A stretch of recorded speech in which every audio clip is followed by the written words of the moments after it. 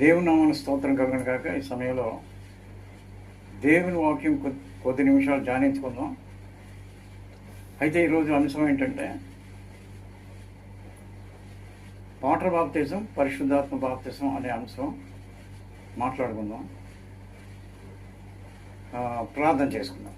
స్తోత్రం దేవా తండ్రి, మహాపరిశుద్ధుడైన మహాదండ్రివైన తండ్రి, ఇదిగో నాయన మీ ప్రీ బిడ్డ నాయన మీ వర్తమానం అందిస్తుండగా వింటున్న ప్రతి ఒక్క హృదయాల్లో మీ వర్తమానం అనేది కట్టి ఫలింప చేయండి ప్రభా. మీ వాక్యం ఎల్టగడుతూ వెళ్ళి కలుగుతుందని సెలవిచ్చారు ప్రభా. మీరే మాట్లాడి బలపరచమని యేసై నామమును పెట్టి అడుగుతున్నాను తండ్రి. ఆమేన్. ఆమేన్. అది ఈ సమయంలో ఏంటంటే పరిశుద్ధాత్మ అనే అంశం చాలామంది రకరకాలుగా భాషల గురించి రకరకాలుగా ఎక్స్ప్లెయిన్ చేస్తుంటారు. అయితే జెఫన్యా శాస్త్రి గారు చాలాసార్లు పరిశుద్ధాత్మ బాప్తిస్మం భాషల గురించి చాలా చెప్పి ఉన్నారు.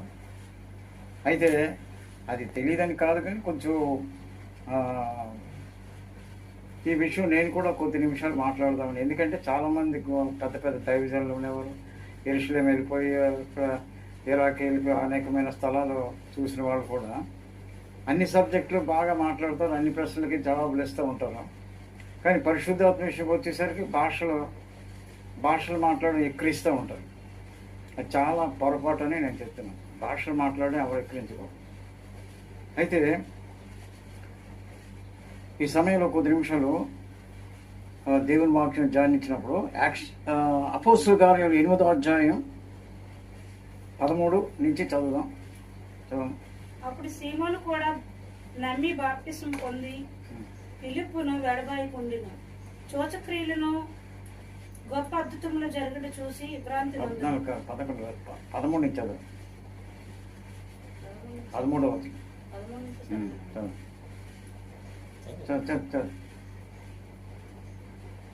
అయితే ఫిలిప్పు దేవుని రాజ్యమును గూర్చి యేసుక్రీస్తు నామమును గూర్చి సువార్త ప్రకటించుండగా వారు నమ్మి పురుషులను స్త్రీలను బాప్తిసం పొందిరి.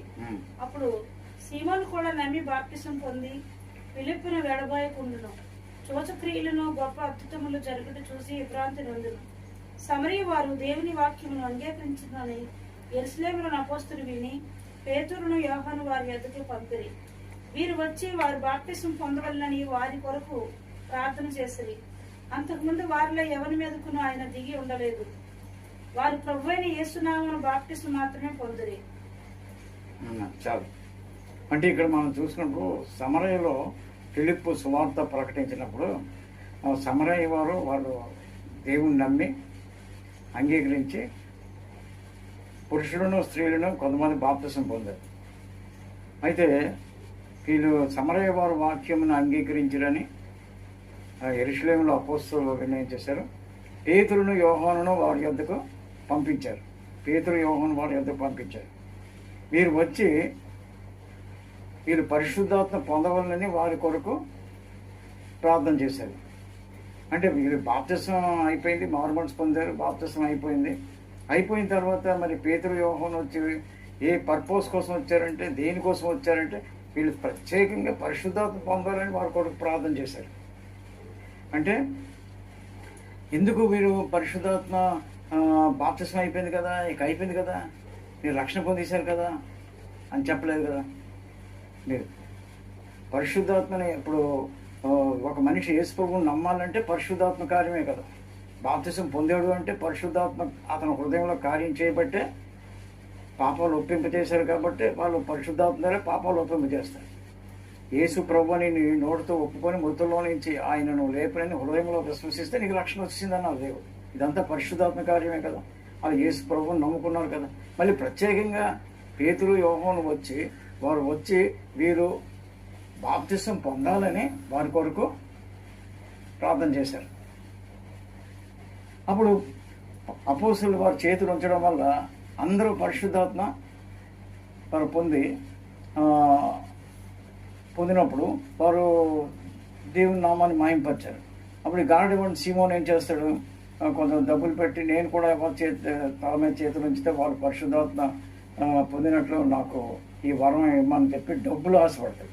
దేవుని వరాన్ని కానీ దేవుని రక్షణ కానీ దేవుని ఎవరు కూడా కొనుక్కోలేరు, డబ్బుతో కొనుక్కునే వరం కాదు ఇది. కానీ గాడివాడు సీమోను మనీ మైండ్ కాబట్టి అలా అన్నాడు. అప్పుడు పేతురు గారిని దర్శించారు. నీ హృదయం ఘోరమైన దుష్టత్వంలోనూ దుర్నీతి బంధకాల్లో ఉన్నట్టు నాకు కనబడుతుందని ఆ గాడేవాడు సీమోని గద్దించారు. అయితే మరి ఇక్కడ మనం చూసింది ఏంటంటే బాప్తిసంతోనే సరిపోదు, కానీ పరిశుద్ధాత్మ బాప్తిసం కోసం ఒక ప్రత్యేక ప్రార్థన చేశారు. ఇది చాలా మంది ఈ విషయం చెప్పరు అన్నమాట. కొంతమంది ఏం చేస్తారు, అన్ని బోధలు బోధిస్తారు, అన్ని ప్రశ్నలకి జవాబులు ఇస్తారు. ఓ పెద్ద బైబిల్ పండితులు కూడా మరి ఏ డినామినేషన్లో వాళ్ళు నమ్ముకున్నారో తెలియదు, కానీ భాషలు ఎక్కిరించారు. అందుకే ఎక్కిరిస్తే నేను వారికి జవాబు చెప్తా ఉన్నాను. ఆ ఎక్కిరించడం చాలా పొరపాటు అని చెప్తున్నాను. ఆ సామ్యూయల్ మనోహర్ అనే అతను ఎక్కిరించాడు చాలాసార్లు.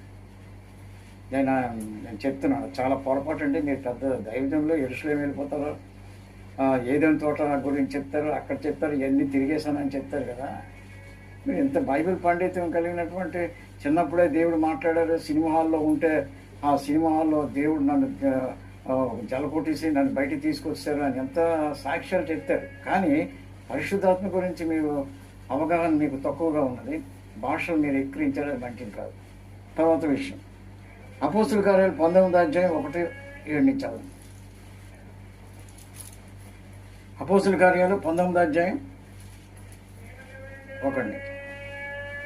అపోలో కొరింథీలో ఉన్నప్పుడు జరిగినదేమనగా పౌలు పై ప్రదేశంలో సంచరించి ఎఫెసీయులకు వచ్చి కొందరు శిష్యులను చూసి, మీరు విశ్వాసం ఉంచినప్పుడు పరిశుద్ధాత్మను పొందుతారని మీరు విశ్వసించినప్పుడు పరిశుద్ధాత్మను పొందుతారని వారిని అడగగా పరిశుద్ధాత్మ ఉన్నాడన్న సంగతియే మేము వినలేదని చెప్పారు. అప్పుడు అతడు, అలాగైతే మీరు దేన్ని బట్టి బాప్టిజం పొందుతారని అడగగా వారు యోహాను బాప్టిజం బట్టి అని చెప్పారు. అందుకు పౌలు, యోహాను తన వెనక వచ్చిన వారి యందు అనగా యేసునందు విశ్వాసం ఉంచవలనని ప్రజలతో చెప్పుచు మారు మనసు విషయమే బాప్టిజం ఇచ్చు వస్తుందని చెప్పారు. వారు ఆ మాట విని ప్రభువైన యేసునామమున బాప్టిజం పొందిరి. తర్వాత పౌలు వారి మీద చేతులుంచగా పరిశుద్ధాత్మ వారి మీదకి వచ్చును. అప్పుడు వారిలో భాషలతో మాట్లాడుటకు ప్రవచించుటకు మొదలు పెట్టిరి. చూసారు అప్పుడు కొరింథీలో ఉన్నప్పుడు పౌలు శీల అక్కడికి వచ్చారు. వచ్చి కొంత విశ్వాసాలు చూశారు. యేసుప్రభువుని నమ్ముకున్నారంటే నమ్ముకున్నాం అన్నారు. అంటే సరే విశ్వసించారంటే విశ్వసించారు అన్నారు. మరి పరిశుద్ధాత్మను పొందిదరా, విశ్వసించిన తర్వాత మీరు పరిశుద్ధాత్మను పొందిదరా అని అడిగినప్పుడు వాళ్ళు ఈ మాట వినలేదని చెప్పారు. చూసారా, ఆయన అపోలోకి అప్పుడు పరిశుద్ధాత్మ ఎక్స్పీరియన్స్ లేదు కనుక అంతా బోధించాడు, కానీ హోలీ స్పిరిట్ సబ్జెక్ట్ వదిలేసి మారు మనసు కోసం చెప్పాడు, అన్ని చెప్పాడు. యేసుప్రభువు వాళ్ళు నమ్ముకున్నారు. నమ్ముకున్న తర్వాత విశ్వసించిన తర్వాత మీరు పరిశుద్ధాత్మను పొందిదరా అని పౌలుసులు అడిగారు. అడిగితే మాకు ఆ సబ్జెక్ట్ తెలియదండి, పరిశుద్ధాత్మ ఉన్నారన్న సంగతే మాకు తెలియదండి అన్నారు.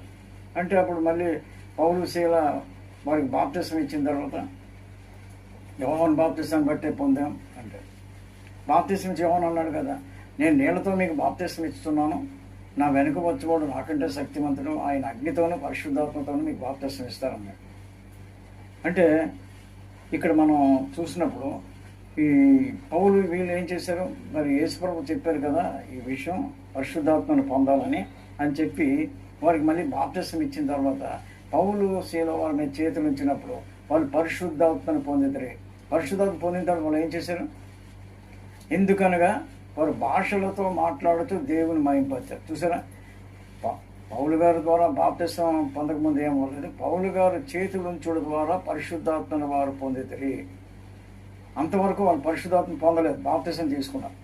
కానీ పౌలు చేతులు ఉంచడం ద్వారా వారు పరిశుద్ధాత్మ పొంది భాషలతో మాట్లాడడం, ప్రవచించడం మొదలు పెట్టారని చెప్పబడుతుంది. సో అంతవరకు వారేమి ఈ ఎక్స్పీరియన్స్ లేదు కదా. అంటే దీని అర్థం పరిశుద్ధాత్మ అనేది చాలా ప్రాముఖ్యమని. తర్వాత భాషల గురించి కూడా కొంతమంది ఎక్కిరించేవారు ఉన్నారు. అయితే భాషల్లో మనం అపోస్తలుల 2వ అధ్యాయం చూసినప్పుడు అక్కడ ఏముందంటే వీళ్ళందరూ 120 మంది మేడగదిలో ప్రార్థన చేస్తున్నప్పుడు వేగంగా వీచి బలమైన గాలి వంటి ఒక ధ్వని వారు కూర్చొని నిలంతగా నిండిన అప్పుడు ఏం చేశారు, వాళ్ళందరూ అగ్నిజ్వాలల వంటి నాలుకలు విభాగించబడి వాళ్ళందరి మీద వాళ్ళందరూ పరిశుద్ధాత్మతో నింపబడి అన్య భాషలతో మాట్లాడసాగారు. చూసారా, అయితే అక్కడ చాలామంది ఇంచుమించు 13 దేశాల ప్రజలందరూ కూడా పెంతెకోస్తు పండగకు వచ్చేసారు. అంటే ఈరోజు పండగ క్రైస్తవులు చూడండి చర్చిలో గ్యాదర్ అయిపోతారు. క్రిస్మస్ నాడు పండుగ, ఈస్టర్ నాడు పండుగ. పండుగ అంటే చర్చలు నిండిపోతాయి. కానీ కొంతమంది చాలామంది మారు మనసు ఉండదు. ఒక ఒక నాన్న క్రైస్తవుడు ఉన్నాడు అన్నమాట. అంటే ఈస్టర్ నాడు అతను 40 రోజులు ఉపవాసం ఉంటున్నాడు. అప్పుడు ఎందుకంటే చాలా మరి ఉపవాసం ఉంటున్నారు కదా, 40 రోజులు గడ్డలే మీసాలు పెంచారు. ఏంటంటే ఉపవాసం ఉండడం మీకు తెలియదు కదా, యేసు ప్రభు మన కోసం దెబ్బలు తిన్నారు, ప్రాణం పెట్టారు, రక్తం కాచారు, మనం ఉపవాసం ఉండాలి అన్నాడు. అయితే ఆయన ఏంటంటే భయంకరమైన తాగుబోతు అనమాట. ఈ తాగుబోతు 40 రోజులు ఉన్నాడు. ఈ 40 రోజులు అయిపోయిన తర్వాత, ఉపవాస ప్రార్థనలు అయిపోయిన తర్వాత తాగేసి రోడ్డు మీద పడ్డాడు. వీడెవడు? నామకార్థ క్రైస్తవులు, ఆచారం క్రైస్తవులు. ఈరోజు నామకార్థ క్రైస్తవులు ఇలాంటి వాళ్ళ మీద బట్టి దేవుని నామానికి ఏంటవుతుంది? దూషణ కలిగే ప్రవర్తిస్తుంది, దూషణ వస్తుంది. మిమ్మల్ని బట్టి కదా నా నామం అన్యజనుల మధ్య దూషించబడుతుంది అన్నారు. కాబట్టి పెంతెకోస్తు పండుగ వచ్చినప్పుడు 13 దేశాల నుంచి నానా రకాల భాషల ప్రజలు అక్కడికి వచ్చారనమాట. అది పండుగ అంటే యూదులకి చాలా గొప్ప పండుగ అది. అయితే అప్పుడు వచ్చినప్పుడు వీళ్ళందరూ ఏం చేశారు? మేడగదిలో వీళ్ళు పరిశుద్ధాత్మ పొందిన తర్వాత వీళ్ళు అన్ని భాషలతో మాట్లాడుతున్నారు. అప్పుడు మైక్ సెట్లు లేవు కదా, ఆ రోజుల్లో మైకులు లేవు, ఏమీ లేవు. అంటే వాళ్ళు ఎంత గట్టిగా మాట్లాడారు అంటే కొన్ని కిలోమీటర్ల దూరం వినబడిపోతున్నారు. అప్పుడు అందరూ వచ్చి వీళ్ళెవరో మన భాషలో మాట్లాడుతున్నారు, రకరకాల భాషలు మాట్లాడుతున్నారు. అంటే అన్య భాష అంటే ఎందుకంటే ఇప్పుడు మనం తెలుగు భాష మాట్లాడుతున్నాం, మనం ఇంకొక ఊరు వెళ్ళిపోయినప్పుడు వాళ్ళు ఇంకొక భాష మాట్లాడతారు, ఆ భాష మనకు తెలియదు, అది మనకు అన్య భాష అన్నమాట. అలాగే వీళ్ళు ఏం చేస్తున్నారు? ఈ మన భాషలో మాట్లాడుతున్నారు, గ్రీకులో మాట్లాడేస్తున్నారు, హిందీలో మాట్లాడుతున్నారు, హెబ్రీలో మాట్లాడేస్తున్నారు, రకరకాల భాషలతో మాట్లాడుతున్నారు. వాళ్ళందరూ కూడా ఏమైందంటే అక్కడికి వచ్చేసారు. పండగ నాడు వచ్చిన అందరు ప్రజలందరూ కూడా అక్కడికి వస్తే అప్పుడు పేతురు ప్రసంగించారు. కొంతమంది ఏం చేశారు? ప్రకటన కాదు, అపొస్తలుల కార్యాలు 2వ అధ్యాయం 13లో చూస్తే కొందరైతే మీరు కొత్త మద్యముతో మత్తులైపోయి ఉన్నారని అపహాస్యం చేశారు. కొంతమంది ఏం చేశారట? కొత్త మద్యం అంటే మన భాషలో చెప్పాలంటే కొత్త సారా అంటే ఇప్పుడు ఎంతవరకు మామూలు సారా తాగితే మామూలుగా ప్రవర్తిస్తారు, ఇది కొత్త సారా తాగేసి అర్థం లేని మాట్లాడుతున్నారని అపహాస్యం చేశారు. ఈ రోజుల్లో కూడా కొంతమంది అర్థం కాకపోతే నోరు మూసుకొని ఉండాలి, కానీ రకరకాల ఇది చేయకూడదు. నీకు అర్థం కాలేదు, నోరు మూసుకొని. ఇప్పుడు అర్థం కాలేదని చెప్పేసి ఇలా మాట్లాడతారని చెప్పేసి ఎక్కిరించడం మంచి పద్ధతి కాదు. ప్రేజలో గొప్ప దైవజనులు భాషలతో మాట్లాడారు కదా. ఏసన్ గారు భాషల్లో మాట్లాడారు, భాషల్లో ప్రార్థన చేస్తుంటారు. పాల్ యాంగిచో గారు, పెద్ద దైవజనులను, రైనాల్డ్ బోంకే గారు, ఇంటర్నేషనల్ దైవజనులు కూడా భాషలతో మాట్లాడారు కదా. అది ఎవరికి అర్థం కాదు కదా. అయితే భాషలోనూ ఒకటి అంటే అన్ని భాషలు అంటే మానవ సంబంధమైన భాషలతో మాట్లాడు. తర్వాత దేవదూతల భాషలు ఉన్నాయి. దేవదూతల భాషలు అంటే అర్థం ఏంటంటే అది దేవదూతల భాషలతో కూడా మాట్లాడచ్చు. మూడోది ఏంటంటే డైరెక్ట్గా దేవుడి భాషతో మాట్లాడు, పరిశుద్ధాత్మ భాష. ఈ భాష ఎవరికి అండర్స్టాండ్ అవ్వదు. మనం ఇక్కడ చూస్తే కొంతమంది ఏం బోధిస్తారంటే 1 కొరింథీ 13వ అధ్యాయం 8 నుంచి చూడండి. ప్రేమ శాశ్వత కాలం ఉండును, ప్రవచనమైన నిరర్ధకమగును, భాషలైన నిలిచిపోవును, జ్ఞానమైన నిరర్ధకమగును. మనము కొంత మట్టుకు ఎదుగుదము, కొంత మట్టుకు ప్రవచించుచున్నాము, కానీ పూర్ణమైనది వచ్చినప్పుడు పూర్ణం కానిది నిరర్ధకమగును. అంటే ఇక్కడ ఏం చూస్తున్నాం మనం? కొంతమంది ఏం బోధిస్తారంటే ప్రేమ శాశ్వత కాలం ఉంటుంది, భాషలు నిలిచిపోతాయి, అన్నీ నిలిచిపోతాయి, కాబట్టి ప్రేమ ఉంటే చాలు, ఇక భాషలు మాట్లాడక్కర్లేదా. అది భాషలు ఇచ్చేదే పరిశుద్ధాత్మ దేవుడు, మాట్లాడించేదే పరిశుద్ధాత్మ దేవుడు. అయితే ఇక్కడ దేవుని యొక్క భాషతో మాట్లాడేది ఎవరికి అర్థం కాదు, మానవ జీవితం. చూడండి ఇక్కడ 1 కొరింథీ 14వ అధ్యాయం 1 చదవండి. ప్రేమ కలిగి ఉండుటకు ప్రయాసపడుడి, ఆత్మ సంబంధమైన వరములను ఆసక్తితో అపేక్షించండి. ఏమన్నాడు? ప్రేమ కలుగుటకు ప్రయాసపడండి, ఆత్మ సంబంధమైన వరములను ఆసక్తితో అపేక్షించండి. మరి అపేక్షించమన్నాడు కదా, మరి ఇక్కడ ప్రేమ ఉంటే చాలు కదా, ఇంకెందుకు ఈ వరాలని అన్నాడా పౌలు? వాక్యాన్ని అర్థం చేసుకోవడం వల్ల మిస్ అయిపోతారు చాలామంది. అన్ని బైబిల్ అంతా అన్నీ తెలుసు అంటారు, తెలిసిన వల్ల చాలామంది మిస్ అయిపోతుంటారు. అర్థం చేసుకోవడం పొరపాట్లు అర్థం చేసుకుంటారు. అయితే అర్థం కాకపోతే దేవుడిని అడగాలి, కానీ ఏదేదో వాక్యాంశాలను చెప్పేసి ఎక్కిరించడం అది మరి చేయకూడదు.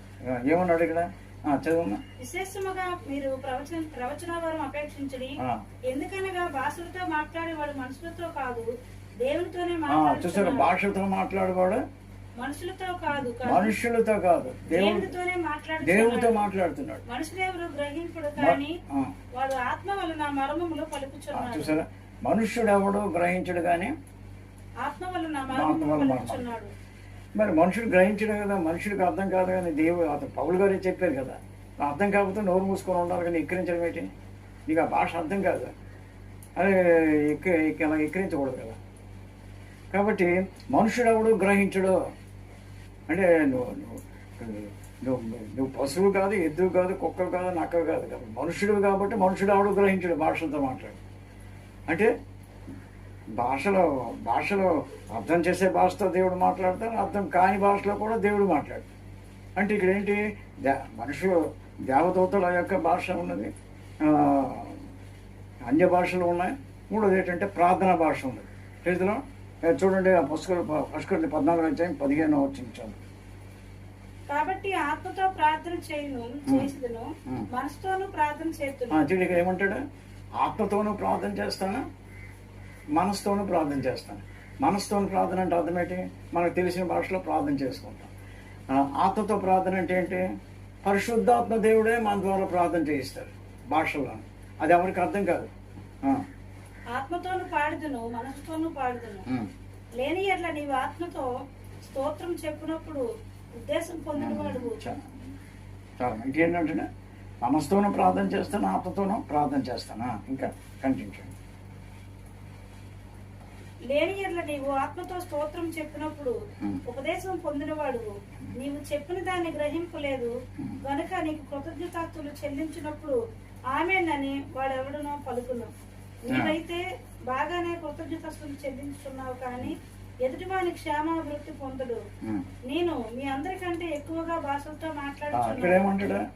ఈ మాట కూడా చాలా మంది అర్థం చేస్తున్నారు. ఎదుటివారి ప్రవచనము సంఘానికి క్షేమాభివృద్ధి కలుగజేస్తుంది. ప్రవచన వరం సంఘానికి క్షేమాభివృద్ధి కలుగజేస్తుంది. భాషతో మాట్లాడేవాడు తనకే క్షేమాభివృద్ధి కలుగజేసుకుంటాడు.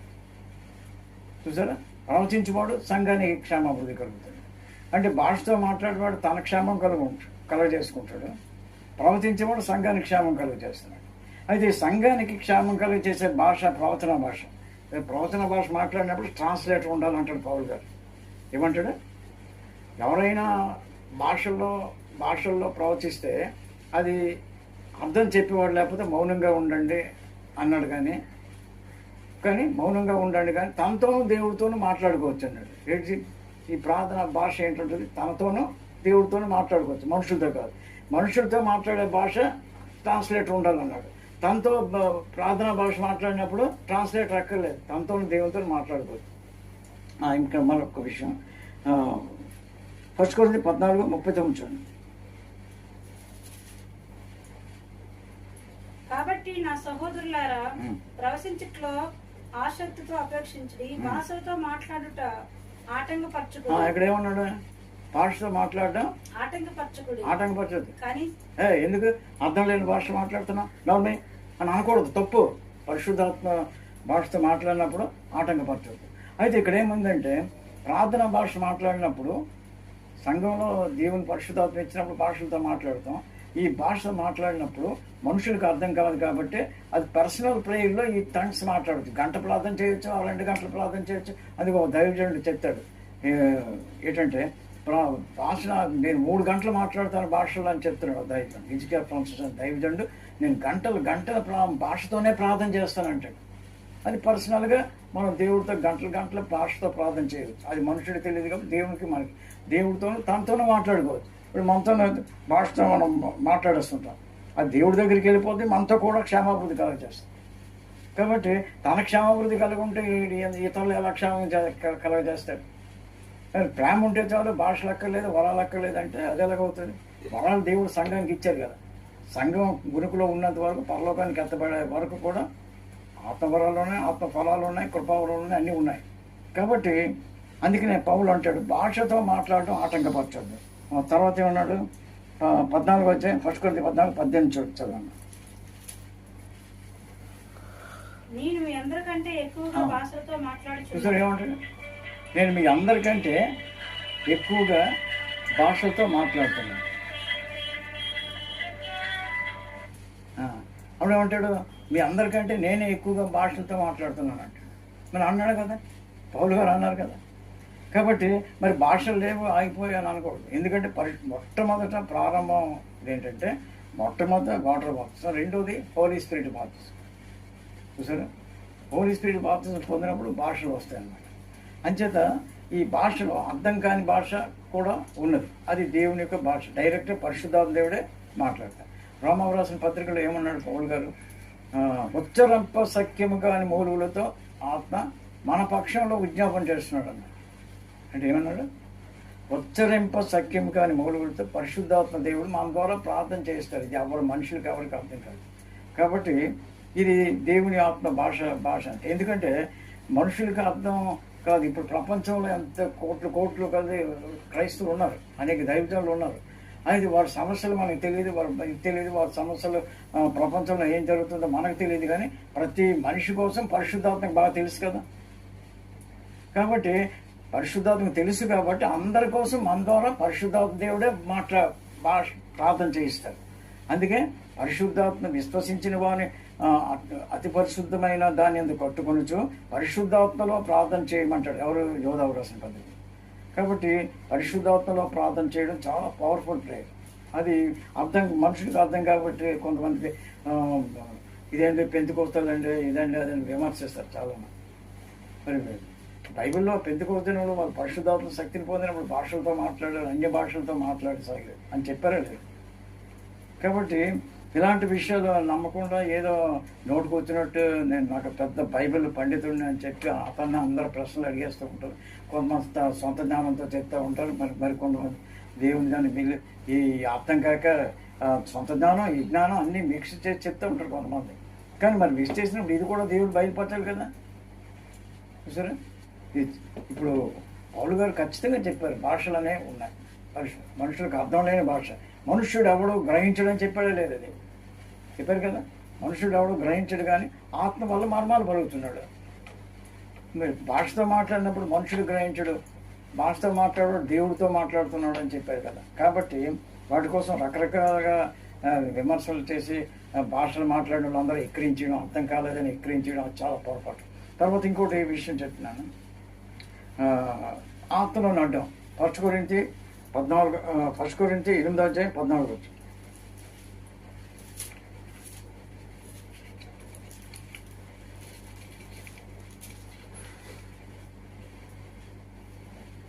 చదువు. 8:14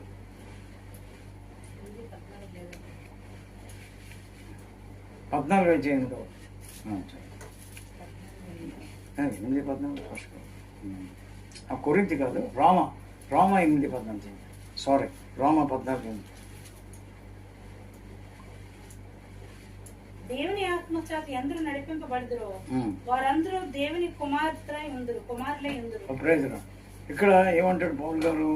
దేవుని ఆత్మ చేత ఎందరూ నడిపించబడుదురో వారందరూ దేవుని కుమారులై ఉందురు.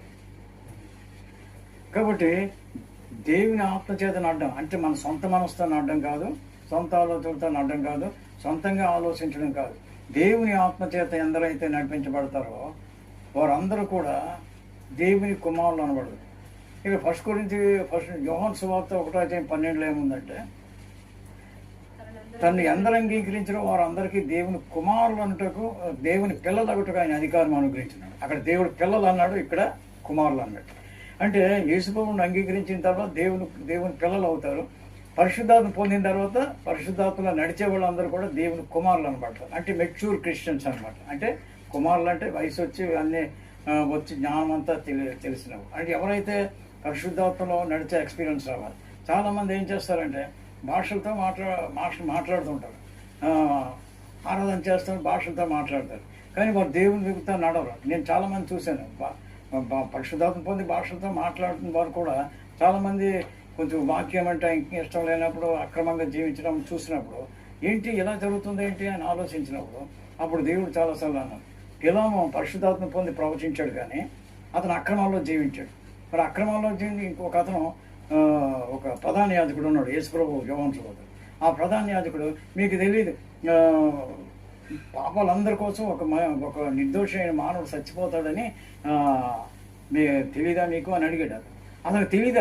అతను యాక్చువల్గా యేసుప్రభు అంటే ఇష్టం ఉండదు. సిలువ వేయడానికి ప్రయత్నం చేసే అతను ఆయన ప్రధాన యాజకుడిగా కాబట్టి ఆయన పరిశుద్ధాత్మతో మాట్లాడారు.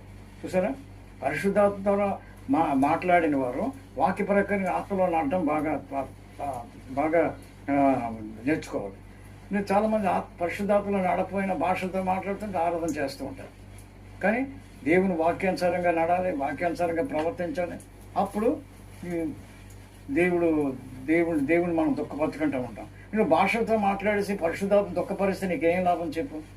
ప్రభా నీ నామలో అద్భుతాలు చేసాం, నీ నామలో ప్రవచించాం, ప్రభా నీ నామలో దెయ్యాలు వెళ్ళగొట్టమంటే అక్రమం చేయవల్ల మీరు ఎవరు నా దగ్గర పుండాను వేసాయి అంటే పరిశుద్ధాత్మ పొందడం, భాషలతో మాట్లాడడం అది పరిశుద్ధాత్మ కార్యం కాబట్టి మనం నమ్మాలి. భాషతో మాట్లాడాలి. ఎవరో ఏదో చేశారని అలా భాషతో మాట్లాడుతున్నారండి, వాక్యానుసారంగా జీవించడం లేదండి అంటే అది దేవుడు వాళ్ళు లెక్క అడుగుతారు. పరిశుద్ధాత్మ పొందడం, దేవుని ఆత్మలో నాటడం చాలా ప్రాముఖ్యం. Praise the Lord. God bless you. ప్రభు ఈ మాటలు దీవించుగాక. ప్రార్థన చేసుకుని మీ పరిశుద్ధ నామానికి స్తుతులైనా మరి ఇంతవరకు మీరు మాట్లాడే ప్రతి వాక్యం అవునయ్యా వాక్యానుసారంగా తండ్రి మీ పరిశుద్ధాత్మ నడిపింపులో ప్రతి బిడ్డలు కూడా ఉండడానికి సహాయం మీరు మాట్లాడినప్పుడు ప్రభు హృదయాల్లోనే వాక్యాన్ని నీరు కట్టి ఫలింపజేసి అయ్యా వింటున్న ప్రతి ఒక్క బిడ్డలు ప్రభు మీ వాక్యానుసారంగా నడవడానికి సహాయం దయచేయమని యేసయ్య నామమును పెట్టి అడుగుచున్నాను తండ్రి. ఆమేన్.